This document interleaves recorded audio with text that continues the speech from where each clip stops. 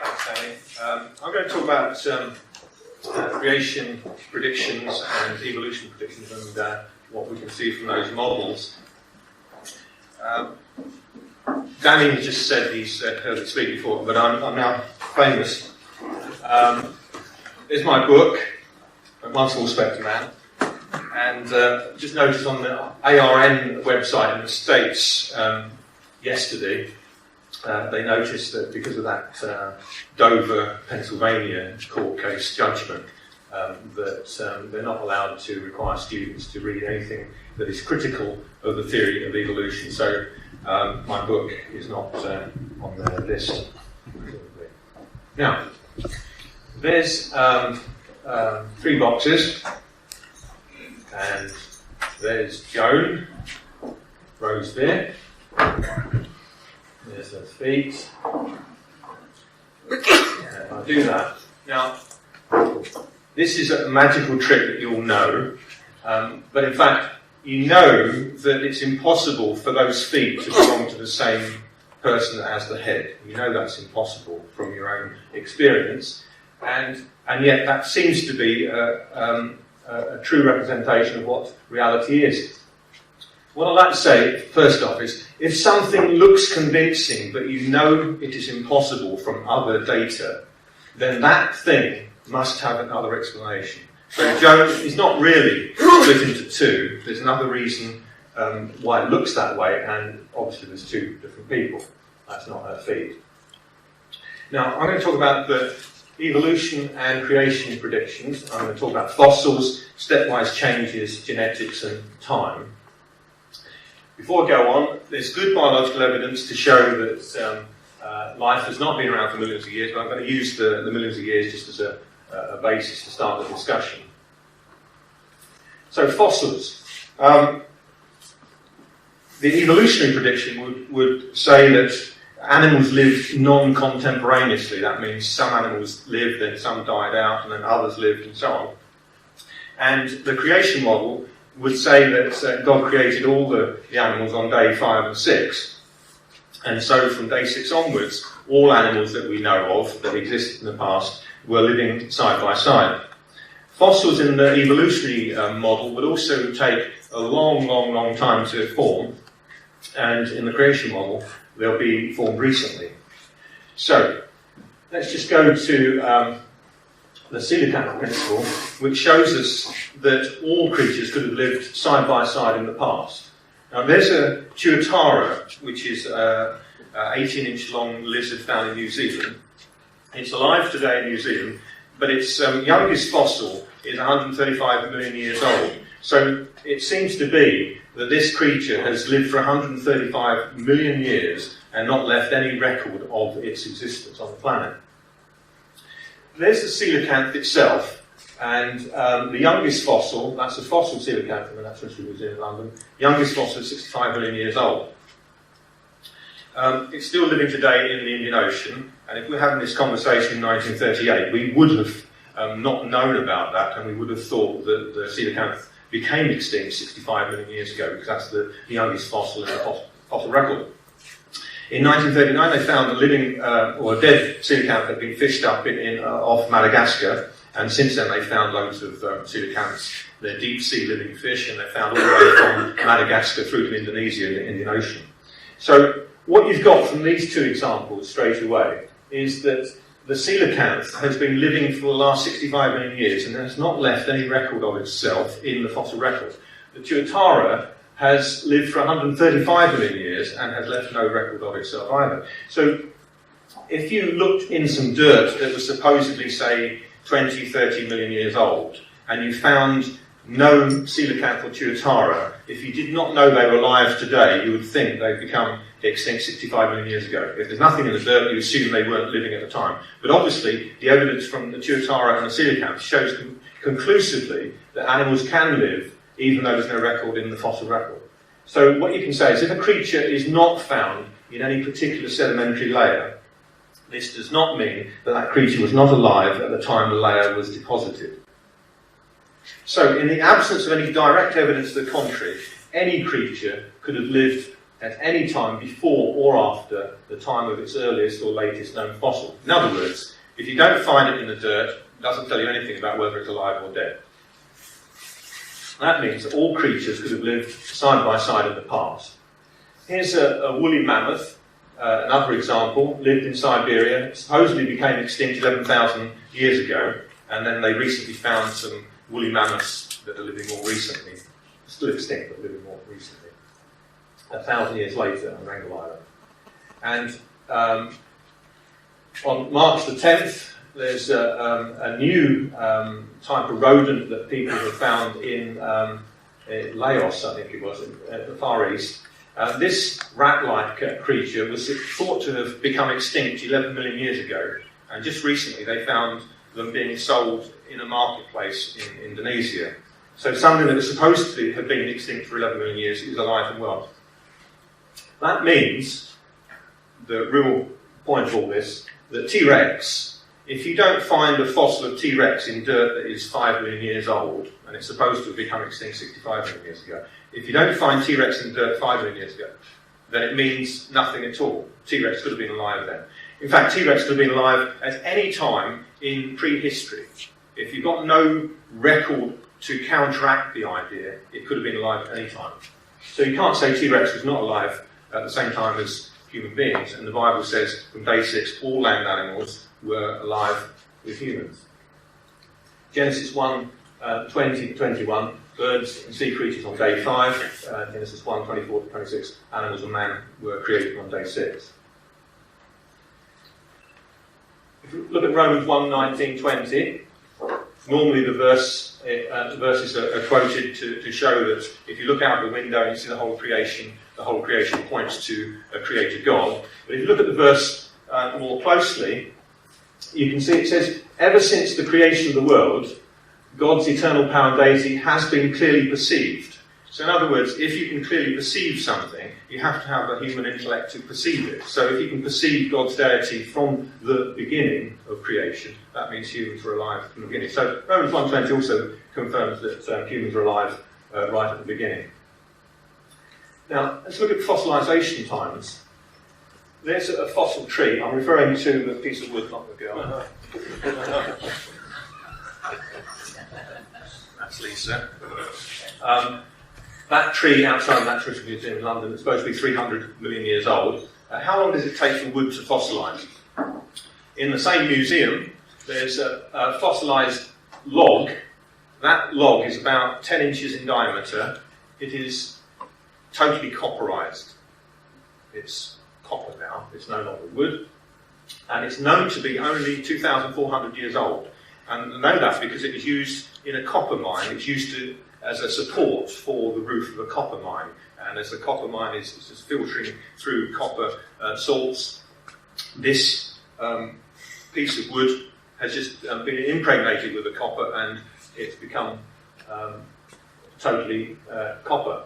So I don't know when that became copper, but it's copper now, and when it was 2,400 years ago, it was used in the mine, it was wood. So somewhere between that time, less than 2,400 years, this has become totally copperised.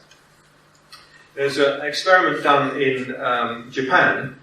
They found a hot spring in northwest Japan, and I noticed that trees and things that had dropped into the hot spring, which had a lot of silica in it, and it's hot water, they found that they're becoming fossilised. And so they decided to do an experiment with fresh wood and dangled fresh wood on stainless steel wires into the spring, and they left it for 1 to 7 years. And after 3 years, they found that it was just wood. After 4 years, they found it was starting to become fossilised. It's becoming impregnated with silica, so it's becoming stone, in other words. After 5, 6, 7 years, it got more and more fossilised. By 7 years, 40% of the cross-sectional area of the wood had become fossilised silica. That's in 7 years.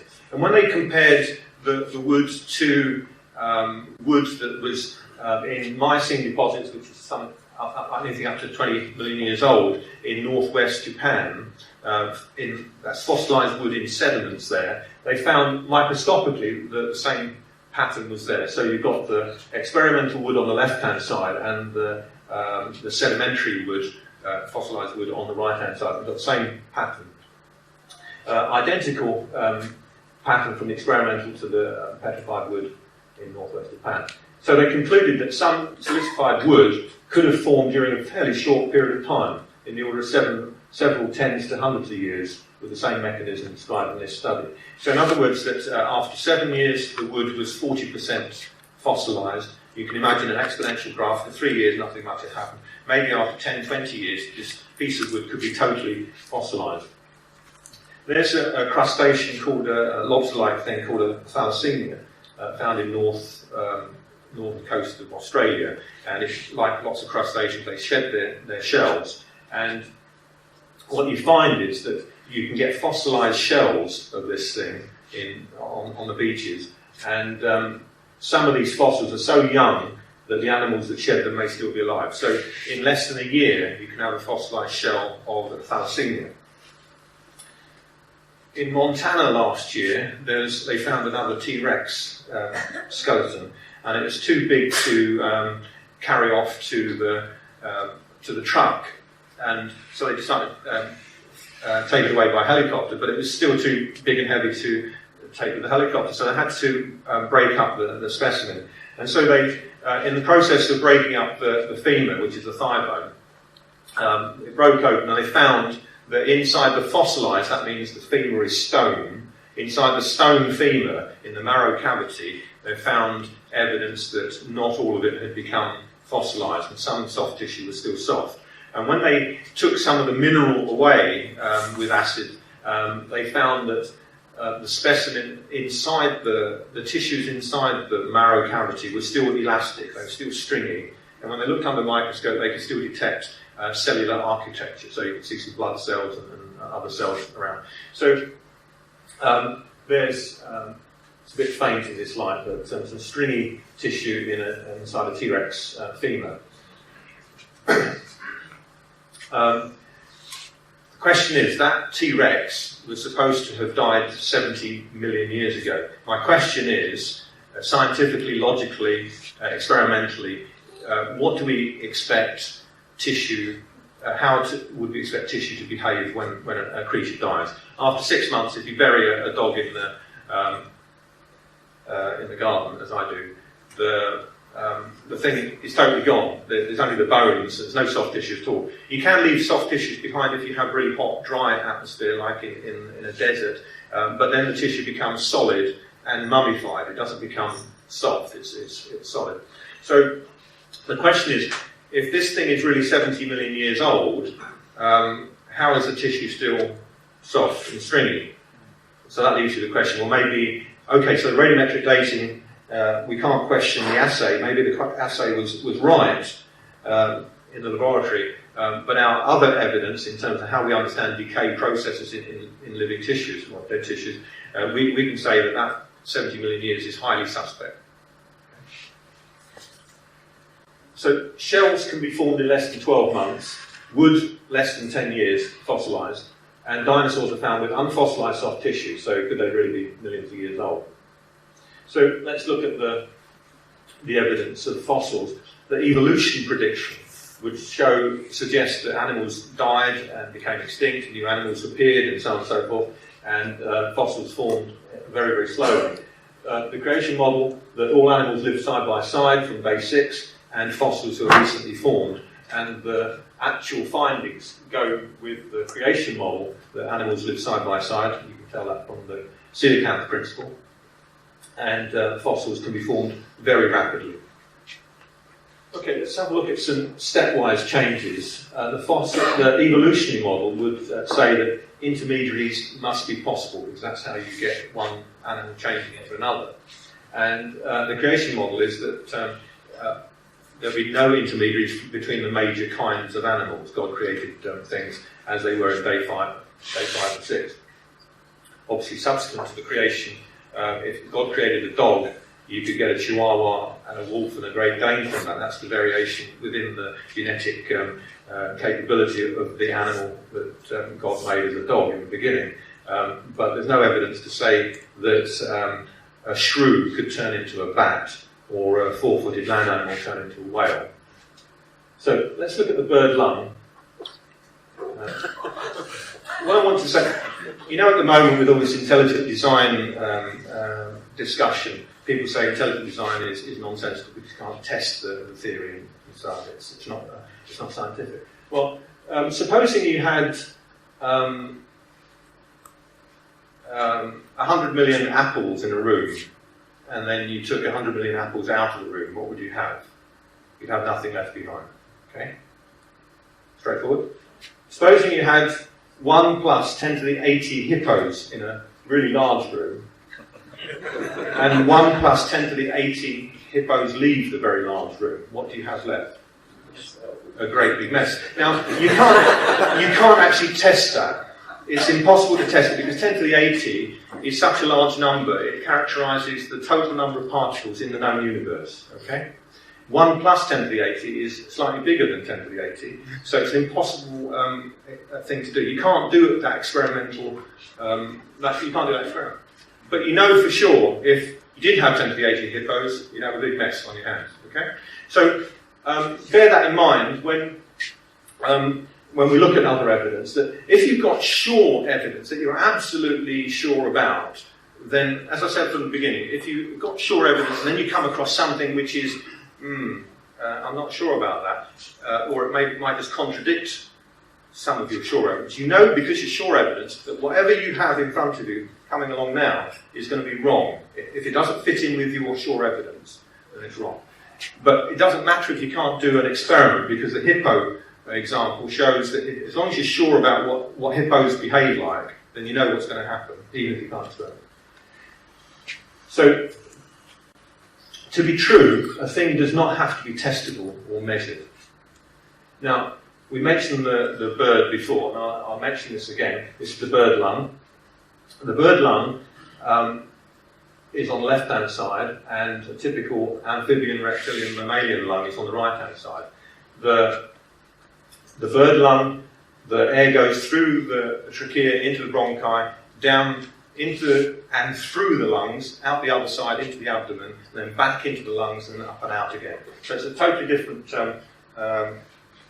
flow mechanism to the mammalian or reptilian or amphibian lung. And in us and in reptiles and amphibians, the air just goes in and out and in and out. So there's the area of the lung itself. This is diagrammatic. The actual, you can see the airway going through like that. That bronchus is not actually separate from the lung. That actually goes through the lung, but it's just drawn like that so you get a better understanding of it. So the air goes straight through the lung, out the other end, and up through the lung, and then back out again. There's a snake, a large python. It's not the python you saw earlier on. I didn't do it. This is a different one. And there's the trachea, which is the windpipe, and there are the two lungs. And in the snake, they're basically just long bags. There's the heart there's the heart there sitting.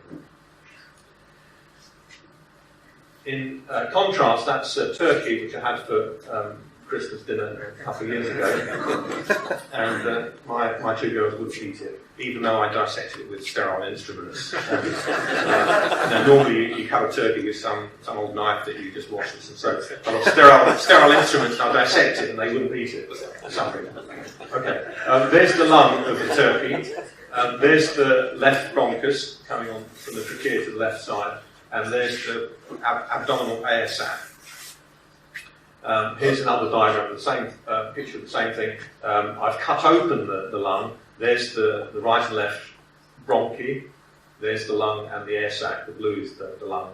And you can see the catheter is going through the bronchus, right through the lung and into the air sac. So that's where the air goes, right through. And then you might just about see, it's not very easy to see there, but there are little holes in the air sac, in the front end of the air sac. So the air goes through there, then back out through there and through the lung in that sort of way. So there's the pathway of the airflow in the bird lung. It's totally different from the other. And you can't derive that from an amphibian. You can't step by step change the amphibian or reptilian lung into the bird lung. It's so different. Just to confirm, we were talking about dinosaurs earlier on, and here's a dinosaur which was described last century, 98, Scipionics. When they found this dinosaur and accidentally illuminated it with ultraviolet light, they found that the rock came up in different colours. And what they found was that you could see some soft tissues in this dinosaur, that not just the bones were visible, but soft tissues. And so there, I've just outlined its large intestine. You can actually see the outline of the large intestine. And there's a bit of the rectum further back in the dinosaur. And there is the liver area in front of the dinosaur. And there is where the trachea should be. Now, in this dinosaur, which is a two-legged dinosaur, which is supposed to be a good candidate for evolution into birds, they found that the way that the intestines and the liver were set up is totally different from the bird situation. You know, in the birds you've got the air sacs in the abdomen, and they're right up against the spine. And so in the bird, the intestines would be further forward because of the air sacs are at the back. In this creature, the intestines are right up against the spine. The colon is, the rectum is up against the spine, and it's a typical dinosaur type system, and it's nothing like a bird system at all. So that animal sort of confirms that these two-footed dinosaurs had abdominal contents which were just like a typical reptilian format and unlike a bird format. There's a diagram of a mammalian lung. Now, supposing you wanted to form some air sacs into a mammalian or reptilian lung, there's a sac at the top, and you could make a sac at the top, or you could make the air go right through the lung into a sac at the bottom, and then come back into the lung. And what that does is to form what's called dead space. And what dead space means is that the air, instead of going into the lungs and then being the oxygen from the lungs being transferred across the alveoli into the bloodstream, the air then is wasted in this air space. The air sacs of a bird and air sacs, when it happens in humans, don't have any capability of transferring oxygen, so it's wasted space, so it's dead space. So when you do form air sacs to an ordinary form, a lung that's already working, you actually make it less efficient because you've created extra space for the air to be wasted, so you're not going to be as efficient at taking the oxygen out of the available air that's inhaled. Second thing that happens is when you've got dead space like that, the space tends to get infected. So you get, in humans, you get the bronchitis, infections, and then that's a risky business. You can die from those sort of things. So if you wanted to try and step-by-step change an amphibian or reptilian lung into a bird lung, you can't do it. And if you do try to do it, you get problems. You get medical problems with dead animals. Now, so what I've said so far is that the bird lung is totally different from the reptilian and the amphibian lung, that you cannot step-by-step change it. It's impossible to do it. If you try to do it, you get problems. Now, what about the bat? The bat, that's a bat that's upside down, looks he's a bit shy, really. It's an Egyptian fruit bat. Now, if you analyse the way that a bat and a bird metabolises oxygen, you find that the bird lung is not necessary for a bird, which is a curious thing. Most birds are pigeon-sized, and some of these fruit bats are bigger than that. And fruit bats have the typical mammalian type of lung format. So a bat, which can fly long distances, can migrate over long distances, can fly as high as most birds do most of the time. Most birds don't actually fly more than rooftop height most of the time. They don't go thousands of feet up in the air. Most birds hang around on bushes or the tree level. Now, at that sort of level, there's no difference between a bat and a bird in terms of their lung efficiency. A bird lung is efficient, more efficient if you're at high altitude, but most birds don't actually get there. So the bird lung isn't actually not necessary for a bird to be a bird. And weight for weight, the bat is perfectly capable of coping with strenuous exercise and flying just like a bird. So in fact, for the majority of birds, they don't need to evolve bird lung if such a thing is possible. I've already told you that it's not possible anyway, but if it's supposed to be possible, then it's not necessary, because most birds only hang around in treetop heights and lower. If it's not necessary, it's not going to evolve.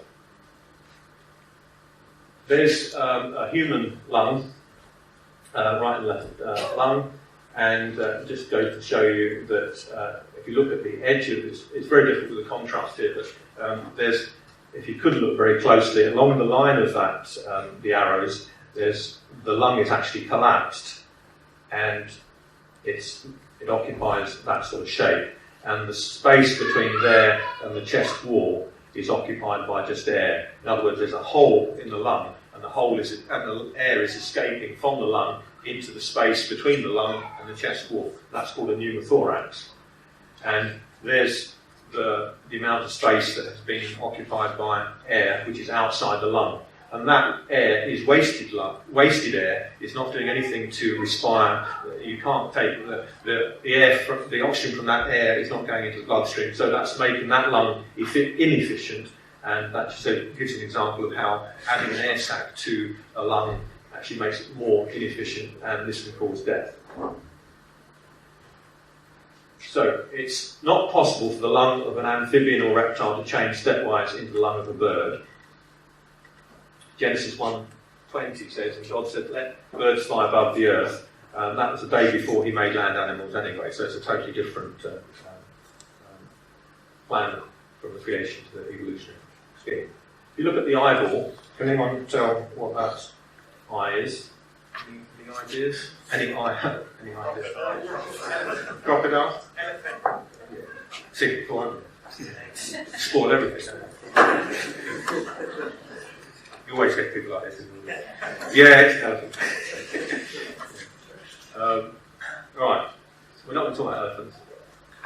The typical story about how an eye developed is that you've got flat sheets of photoreceptors on a bit of skin, and the skin eventually becomes dimpled, and you get more and more concavity, and eventually you get a spherical eye. That's the typical fairy story. But if you add the nerve fibres to it, you find that that's how the nerve cells should be. But when you get to the complete eye, the nerve fibres are actually inside the lining of the photoreceptors and not on the outside. So there's a barrier there that you can't transcend. So it's an impossible step. You can't actually make an eye stepwise from a flat photoreceptor cell into the conventional eye. And also, the eye doesn't develop in that way anyway. If you look at the development of the eye, this is an early embryo, and that's the front end of an embryo, that's the back end of the embryo. Early on, you've got a blob of cells which becomes elongated, and at the head end, some of the cells become thickened to become, they're eventually going to become the brain, and at the front of that thing is going to be the brain. There's what's called an eye bud. It's a bit of tissue from the nerve cells that grow forward. And so we look at that area there, and that's that. And so what happens is the eye bud, some of the cells there actually tell the surface skin to do something else, and they start producing a lens. And so there is the next stage, that the eye bud itself produces some chemicals and makes the surface epithelium become part of the lens. So it's not that the surface epithelium becomes concave. The eye actually it develops from inside, deep inside the tissue, not from the surface. Eventually the inner layers form like that, and the outer layers have started to form a lens. And the lens itself, development, is controlled by different triggers.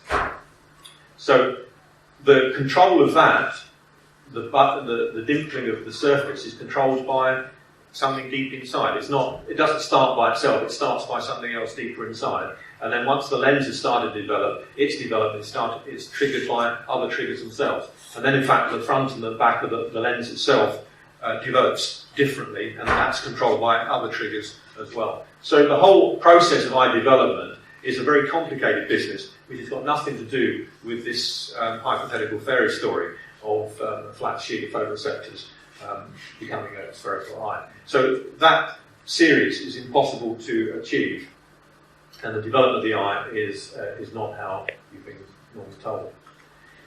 Quickly going on to the people say that, well, chimpanzees got 2 eyes, 2 ears, they smile and whatever, and they grimace, and they hold their babies, and they feed them at breasts. So obviously we're related to chimpanzees. So certainly, superficially, you might get that impression, but there's a few differences, which I'm sure you know about. And if you had a chimpanzee in a party, you wouldn't want to go off and have a chat with them necessarily, if you had a choice.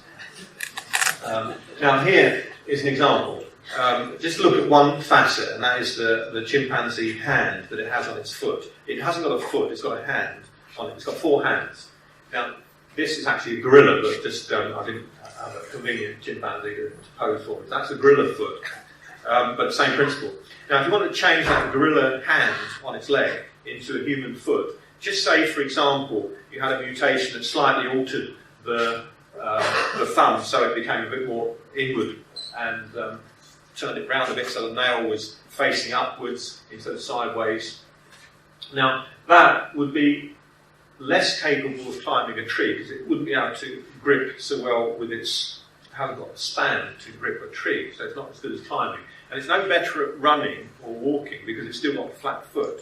So it's not an advantage. Actually, it's a disadvantage. Can't climb trees as well, no advantage in running, so actually the original foot is better. The original hand on the leg is actually a better design. If you did a bit more, you get that sort of thing, and you can see that's no better at running, it's definitely useless at climbing, so it's more likely that that form is going to persist, and that if a gorilla or chimpanzee had a baby with a deformed foot like that, that baby is going to be less able to survive. Certainly that baby is not going to go and give rise to other babies that eventually became human beings.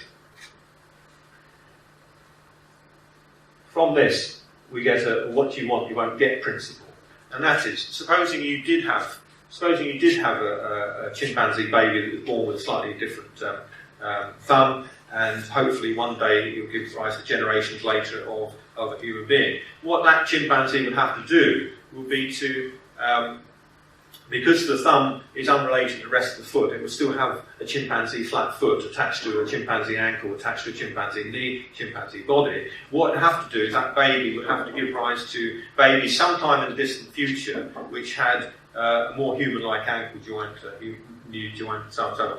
Generation after generation after generation, this particular family of chimpanzees would have to win the lottery, as it were, over and over again, and eventually become a human being. The point is that it's not going to happen. The probability of that is absurd. And if you want to think of it another way, that supposing you got a chimpanzee with a funny-looking thumb, and it was hoping to have a mutation that affected its brain to become a bit more human, you can think that why should the mutation that affects the brain be found in this chimpanzee? Why wouldn't it come inside a cow or a crocodile living somewhere else on the planet? Mutations occur randomly. DNA is all over the planet, but has to be housed in different bodies. Logically, if mutations are going to affect brains that might be a little bit more clever, or ankle joints or whatever, it's not going to happen in the very animal that wants it to happen. Do you see what I'm getting at? It's not going to happen. It's going to happen more likely somewhere else. Yeah. And anyway, it's not going to happen anyway because the probability is so small. And what happens when you do have mutations with limbs and parts of the body? Sure enough, there are mutations which don't make any difference. As long as the protein is not too upset, too deranged, then the animal is going to be basically the same. It's not going to have any more likelihood of dying. But if the protein from a mutation is deranged, the likelihood is you're going to get a problem deriving from it. And an example of that problem is that there's a Nile cormorant with normal-looking wings, and there's the Galapagos cormorant with its dodgy wings and dodgy feathers. Now, you see, the Ecuadorian government loves to have Galapagos cormorants because they think, well, that's a brilliant example of an animal on its way to becoming a penguin or something. It's losing its function of wings, and it's great. But actually, I can bet you that if you mated that with that, you'll end up with a normal, because that would be a recessive gene. It's a problem, and you'll end up with a normal cormorant. So basically, the Galapagos cormorant is an abnormal cormorant. It's not a new species or an way to anything else. It's just a congenital abnormality. And there's a congenital abnormality in a human, the claw hand, and So you've got maldevelopment of the fingers and the hand itself. And what you get when you mess up the development of a normal procedure, you get abnormal things developing. That's just an example of it. You know that thalidomide is not a genetic disorder, but you know that you get small arms, small legs, and little fingers stuck on the end of these small arms or onto the shoulder or whatever. But there is a condition called Roberts syndrome, which is very similar to the effect that you get with thalidomide.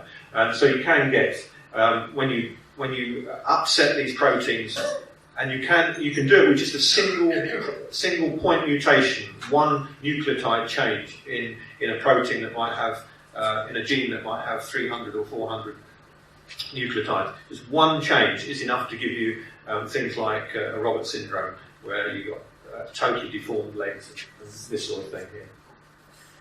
So the evolution prediction with regard to stepwise changes, that intermediaries must be possible. And the creation model says that there's no necessity for it because God made animals in different ways as he chose. Shown that birds don't need to have bird lungs, but he chose to give them bird lungs, and that's his prerogative. And the actual findings are that the intermediaries, in the way that I've described them with regard to the bird lung and the human foot and the eye, they're impossible. You can't change a simple photoreceptor into an eye, and you can't change the simple lung of a reptile or amphibian into a bird. What about some genetics?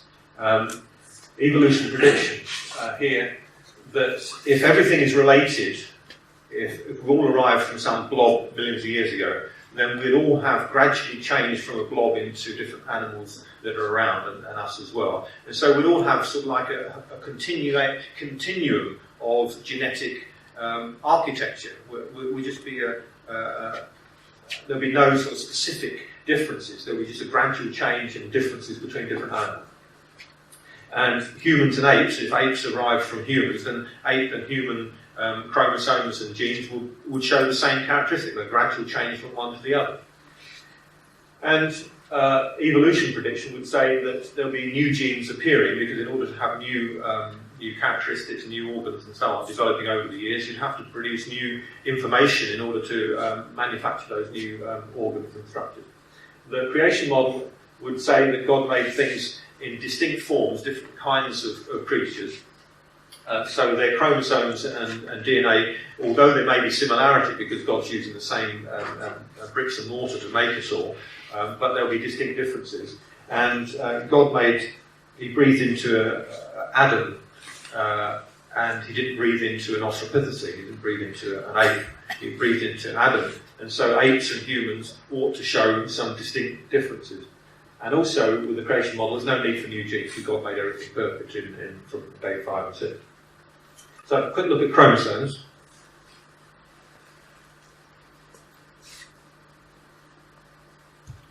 There's Jones again. Now, remember this thing, that you know that everyone keeps telling you humans and apes have got 98% similarity of genes, and it really does, if you're not careful, it really does try and sort of trip you up, doesn't it? You do have on the back of your mind, think maybe they are right anyway. But the point is that we've already shown you that it's impossible for certain things to happen. Evolution is impossible. You can't form a bird from a dinosaur. You can't form the eye from a flat sheet of photo. So evolution is impossible. You can't form a human foot from a chimpanzee foot. That is your categorical solid bedrock on which you stand. Then you look, okay, you find that the human and chimps are 98.8 or whatever percent similar in their genes. You've got to see that similarity with the bedrock of already knowing that they did not evolve. So how do you explain the similarity? That's the issue I'm trying to get across it. And that's Jones' help there. So if you look at the chromosomes of fish, amphibians, reptiles, birds and mammals, if some primordial blob turned into a worm that turned into fish, and some fish turned into amphibians, etc., all the way to mammals, you'd expect to have a random distribution of chromosomal patterns and so on, without any great distinction. And there's no reason for having a distinction. But in fact, if you look at it, you find that fish have certain size of chromosomes. Amphibians, which evolved from the fish, supposedly, have what's called macrochromosomes. They've got huge chromosomes, and they've got relatively few of them as well. And they're distinctly different from the fish type and the reptilian type that they're supposed to have evolved into.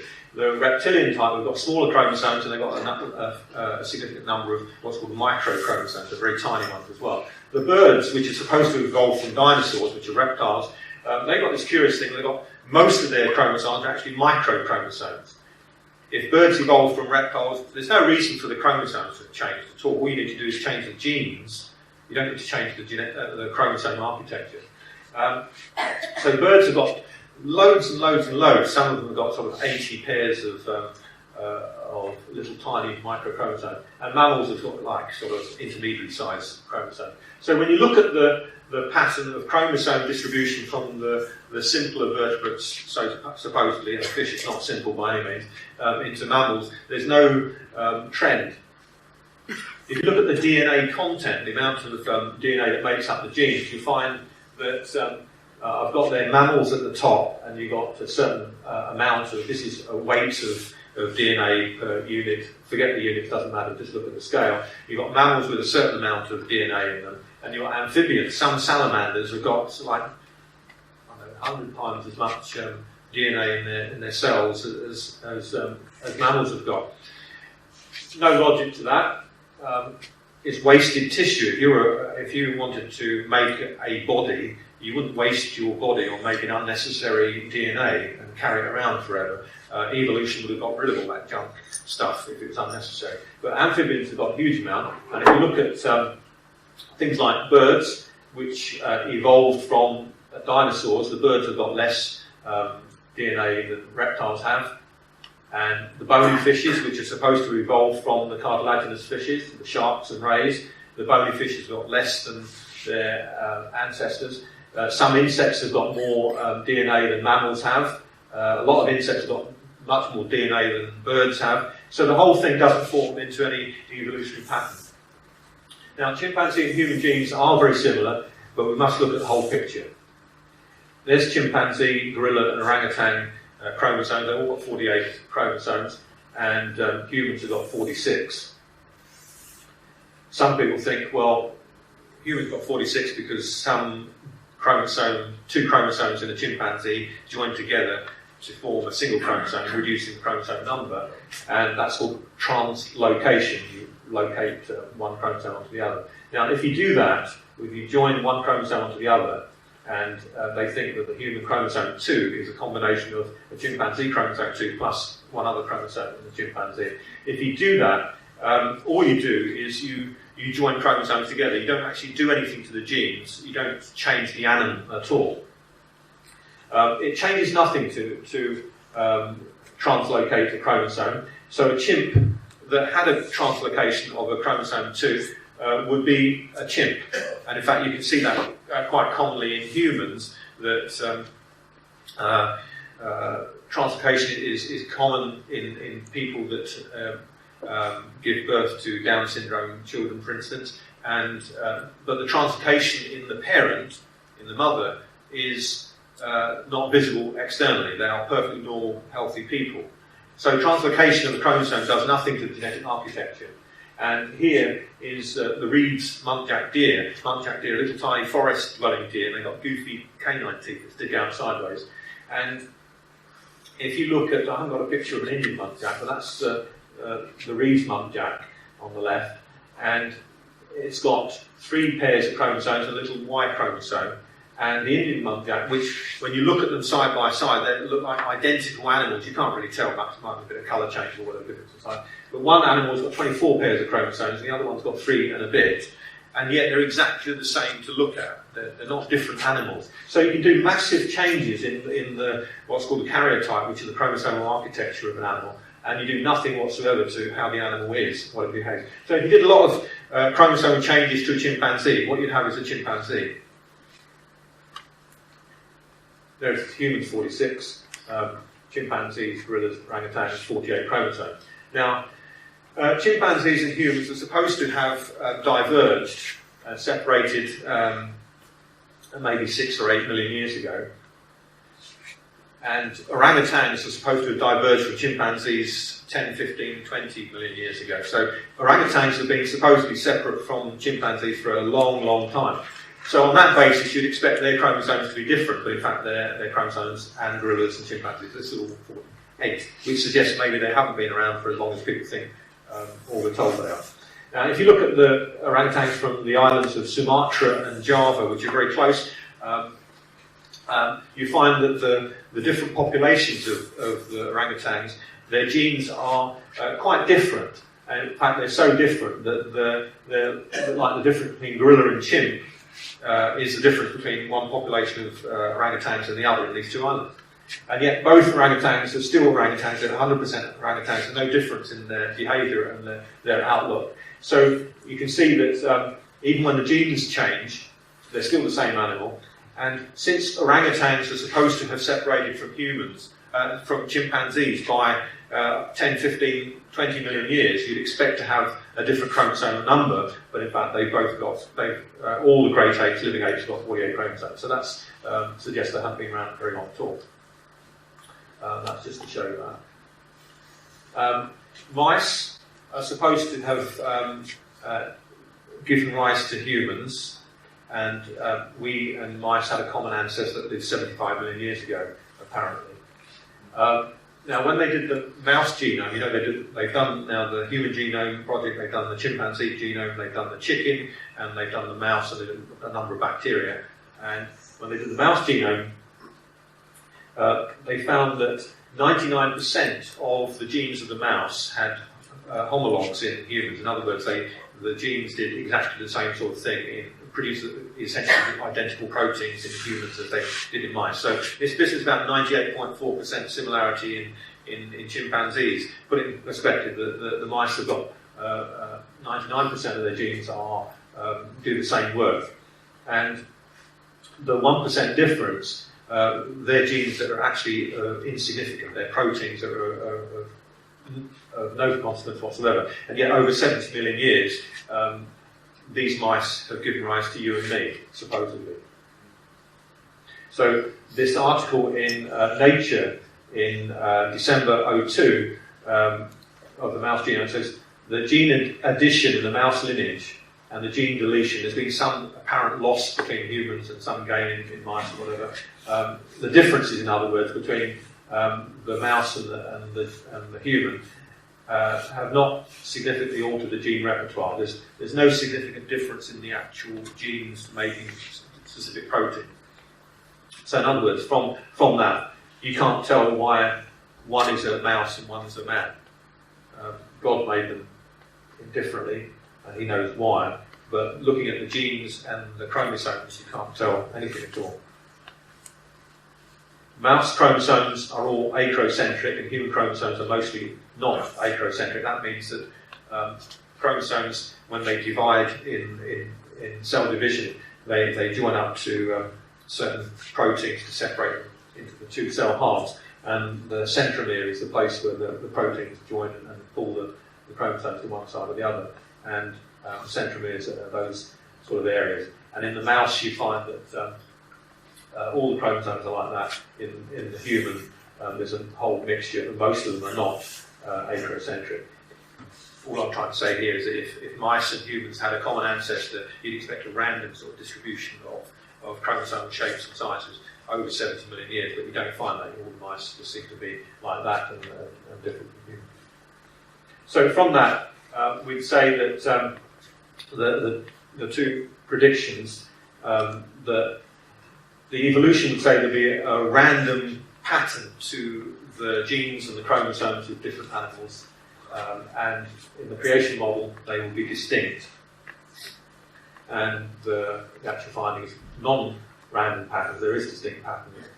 Apes and humans are distinct, and there's no evidence of new genes between mice 70 million years ago and humans today. So that fits into the creation model.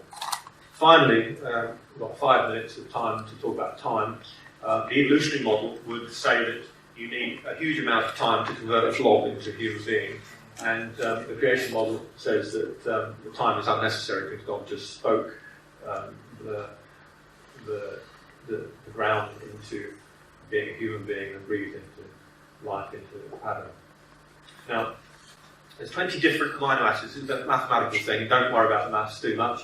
There's 20 different amino acids. That represents 4 different amino acids. You can put the amino acids in any order you want. You've got 20 to play with, and you put them in any order you want. And number of permutations of a 100 amino acid protein that you can make with 20 amino acids is 10 to the power 130. Now, I said earlier on, 10 to the power 80 is such a huge number. That is the total number of protons in the whole visible universe. It's such a huge number. It's not... you can't imagine how big a number 10 to the 80 is. 10 to the power of 130 is not a little bit more. It's a huge amount more. It's 10 to the 80 times 10 times 10 times 10 to... so it's an absolutely huge number of permutations that you can make with 20 different amino acids to make a protein of 100 amino acid chain. Now, if you assume that the age of the Earth is 10 to the 17 seconds, that's 4.5 billion years. Let's assume that for a moment, 10 to the 17 seconds.